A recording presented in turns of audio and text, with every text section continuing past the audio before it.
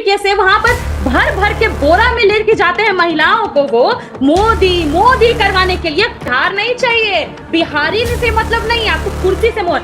तो इसलिए आप तो इस तरह की घटिया बातें मेरे सामने मत ही कीजिए। और आपकी पार्टी बहुत बढ़िया है। हम लोग बचपन में थे तो कहा जाता था लालू यादव जी गरीब गुरबा के मुख्यमंत्री हैं, और आज गरीब गुरबा का परिवार बिहार का सबसे अमीर परिवार है।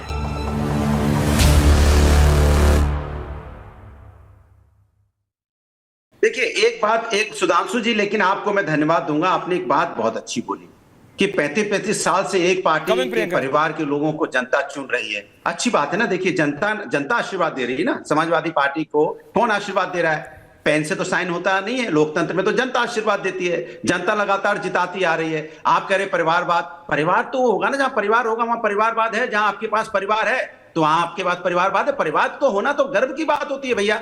चाचा, मौसा, नाना, फूफा, बेटा, बेटी, तो परिवार होगा तो गर्व की बात है। ऐसे ये कोई बुराई की बात तो है नहीं। जहां आपके यहाँ जिनके पास परिवार है उनके बच्चे देख लीजिए, अनुराग ठाकुर से लेकर सिंधिया फैमिली से लेकर राजनाथ सिंह से लेकर। ये कह रहे हैं, मैं मुद्दे की बात बिल्कुल इन्हीं के नेता के मुद्दे की बात करता हूँ। पहली बात, अनुराग भदौरिया जी ने कहा लड़का तो बहुत अच्छा है और मौसी जी और शोले की बात करने लगे। अनुराग भदौरिया जी, ये यूपी के 2 लड़कों में से कौन से लड़के की बात हो रही है जो कभी कभी बैठ जाता है लोगों के साथ और कुछ पता नहीं तब 4 लोग बहका ले जाते हैं? तो जरा दर्शकों को बता दीजिएगा कि एक 2 लड़कों में से कौन से लड़के की बात हो रही है। वो लड़का जो बड़का हो गया नेता प्रतिपक्ष बन के, या वो लड़का जो छुटका हो गया यूपी में नेता प्रतिपक्ष था और वहां जाके अब नेता प्रतिपक्ष के पीछे खड़े हो गए। अब आपके नेता यानी छुटका नेता अखिलेश जी की बात करता हूं। ये बताइए, अपराधी की जाति तो पूछना तो ये तो छुटका नेता नहीं है, वो सवाल है। देश के आज तो यूपीएसटीएफ का डिटेल भी आ गया। 5 यादव एनकाउंटर मारे गए, 10 ब्राह्मण मारे गए। अब बताइए, और मजे की बात कह रहा हूं अनुराग, अभी सुनिए, एक लाइन कह दूं, पूरी बात सुनिए। बोलिए। और बंगाल में जो सिलीगुड़ी में वीडियो आया, अब देखिए बीच में मत बोलिए, आपका मनोरंजन हम लोग सब सुन रहे थे, आपका नृत्य शैली का डिबेट हम लोग पूरा सुन रहे थे। अब वाक्य सुन लीजिए, सुनिए। सिलीगुड़ी का जो वीडियो आया है उसमें जिस बच्चे को मारा जा रहा है, पीटा जा रहा है, उसका नाम क्या है? अंकित यादव। अब यादव नहीं जाग रहा अखिलेश यादव के अंदर का, क्योंकि अब ममता जी के साथ तो वहां कलकत्ता में जाकर तो समाजवादी पार्टी राष्ट्रीय कार्य समिति कर चुकी है।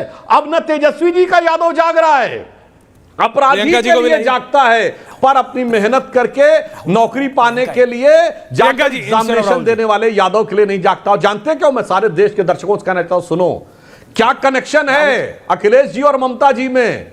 केवल कनेक्शन यह है कि वो मजबूत वाला वोट बैंक है, इसलिए चुप रहना है, कुछ नहीं बोलना है, तब यादव नहीं दिखेगा।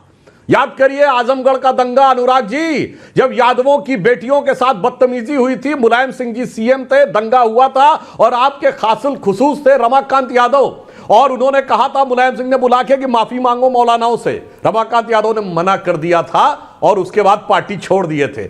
इसलिए ओबीसी हो या अपनी जात हो, तब तक जब तक वो मजबूत वाला वोट बैंक ना, मजबूत वाला वोट बैंक दिखा, खटाक से सब यादव यादव किनारे। अब पूछना चाहता हूं, बताइए भाई, अपराधी की जात पूछ रहे थे, परीक्षार्थी की जात क्यों नहीं दिखाई पड़ रही?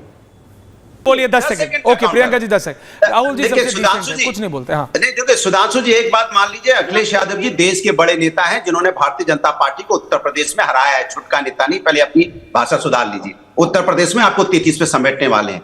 दूसरी बात, जो आप लंबी लंबी बातें भी बता रहे थे ना रमाकांत यादव जी का, ये झूठ सच कहां से लाते हो कि माफी मांगी फलाना के? झूठ बोलना परोसना बंद कर दीजिए, ये झूठ है, आपका प्रोपेगेंडा है, आप प्रोपेगेंडा मास्टर हैं, सभी जानते हैं। कितनी चालाक झूठ बोल रहे रमाकांत यादव मौलवी जी से माफी, माने आप नए झूठ बोल रहे हैं। सुधांशु त्रिवेदी जी बड़े प्यार से भी कह गए कि मार खाने वाला अंकित यादव था, ये नहीं बताया कि मारने वाले की जाति क्या थी। वो भी तो देख लेते कि मारने वाले की जाति कौन थी। आप ही लोग के लोग भेजे हुए लोग थे ना, और आप लोग अभी उंगली उठा रहे हैं हमारे लोगों पे, हमारे नेताओं पे। गए आप फोन करने ममता जी को, गए नरेंद्र मोदी फोन करने, नीतीश कुमार जी फोन करने। बिहार नहीं चाहिए, बिहारी से मतलब नहीं, आपको कुर्सी से मोहर। लालू जी ने फोन किया, उसके बाद वो आदमी पकड़ा गया, लेकिन नहीं, आप लोग ही वो लोग हैं जो जाति देखकर ठोको नीति अपनाते हैं। एसटीएफ को क्या बना के छोड़ दिया है पूरा देश देख रहा है। तो इसलिए आप तो इस तरह की घटिया बातें मेरे सामने मत ही कीजिए कि आप लोग यादव वोट बैंक है। मैं तो कम से कम प्राउडली कह सकती हूँ ना कि ये तबका है जो कम से कम रैशनलिस्ट है, सोच सकता है कि देश का विकास कौन करेगा। जो नहीं सोच सकते हैं उनको समझने की जरूरत है कि वोट कैसे सही जगह डाला जाए, कि कोई कपड़ों से देश की पहचान ना करे और कहीं विदेश में हमारे प्रधानमंत्री जाएं, प्रधानमंत्री के सामने ये बोलते ये छोटे देश के प्रधानमंत्री हैं, तो ये कहने की हिम्मत रखे, उसका बहिष्कार करने की हिम्मत रखे, उनको बोलने की हिम्मत रखे कि ना मैं मजबूत देश के प्रधानमंत्री हूं।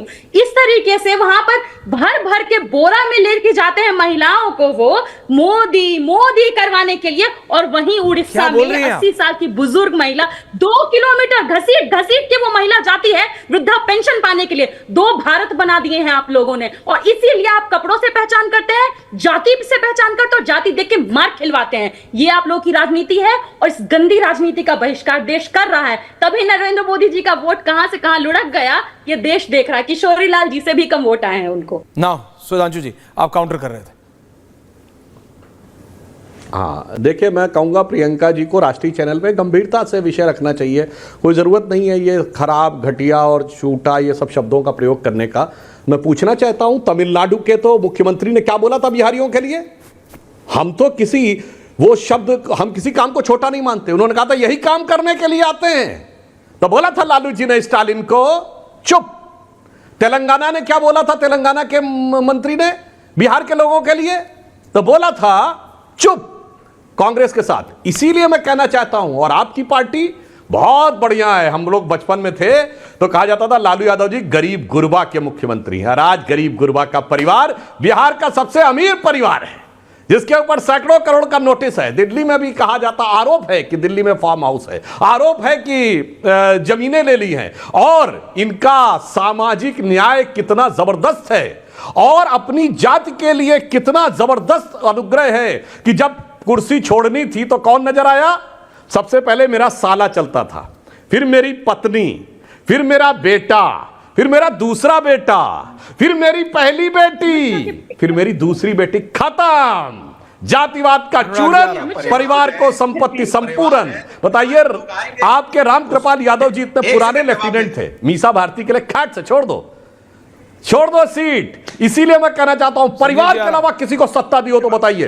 ये दोनों पार्टियां खड़ी हुई हैं, 30 साल हो गए इन पार्टियों को बने हुए, 35 ईयर्स 1990 से आज तक।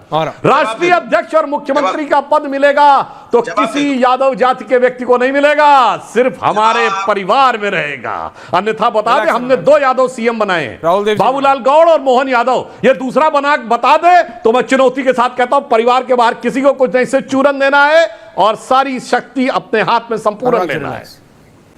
ओके राहुल देव, नहीं आप हमेशा जवाब देने के लिए तत्पर है। एक सेकंड रिलैक्स।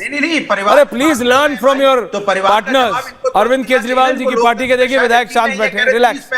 राहुल देव जी, आपने आम आदमी पार्टी को सुना, आपने भाजपा को सुना, आपने समाजवादी पार्टी को सुना, आपने आरजेडी को सुना। मैं आपका एनालिसिस चाह रहा हूं।